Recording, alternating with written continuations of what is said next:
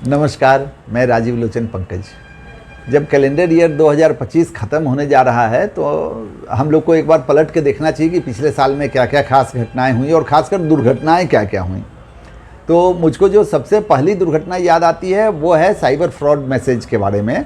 आपने भी शायद देखा हो, एक वीडियो बड़ा कॉमनली सर्कुलेट हो रहा था कि देश की फाइनेंस मिनिस्टर और बड़े नॉन इंडस्ट्रियलिस्ट ये बता रहे हैं कि भाई बहुत छोटी सी रकम, आई डोंट रिमेंबर 25,000 या 50,000 रुपया जैसी रकम आप इन्वेस्ट कीजिए और हर महीने इतनी बड़ी रकम की कमाई होगी। और ताज्जुब की बात है कि कई लोगों ने सीरियसली उस वीडियो को देखा, कम से कम कमेंट मांगा, दूसरों से व्यू मांगा। देखिए, इतना लोभी होने की ज़रूरत नहीं है, थोड़ा प्रैक्टिकल होना चाहिए। ऐसा कोई इन्वेस्टमेंट हो ही नहीं सकता है जो हर महीना 100% और 50% का रिटर्न दे।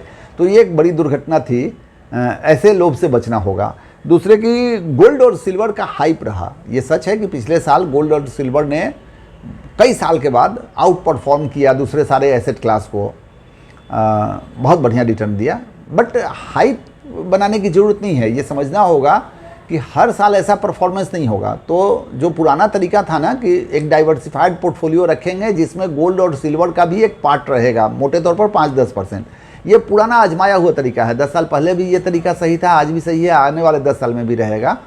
केवल 1 साल या 2 साल किसी एसेट क्लास ने बहुत बढ़िया रिटर्न दिया इसलिए आंख मूंद के हम अपना पूरा पोर्टफोलियो उधर ही फोकस कर दें, ये दुर्घटना वाली बात हो जाएगी। तीसरे की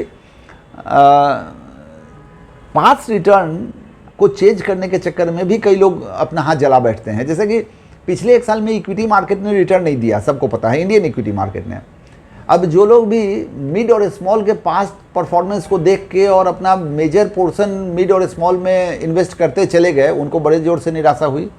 क्योंकि मैं बार बार रिपीट करता हूं कि आपका डाइवर्सिफाइड पोर्टफोलियो होना चाहिए, लार्ज मिड स्मॉल सब कुछ, और स्पेसिफिकली कि आपकी नीड्स को, आपकी ज़रूरत को, आपके फिनेंशियल गोल्स को पूरा करने वाला पोर्टफोलियो होना चाहिए। इस बात से कोई फ़र्क नहीं पड़ रहा है कि कौन सा एसेट क्लास आज कितना रिटर्न दे रहा है और पिछले किसने कब दिया।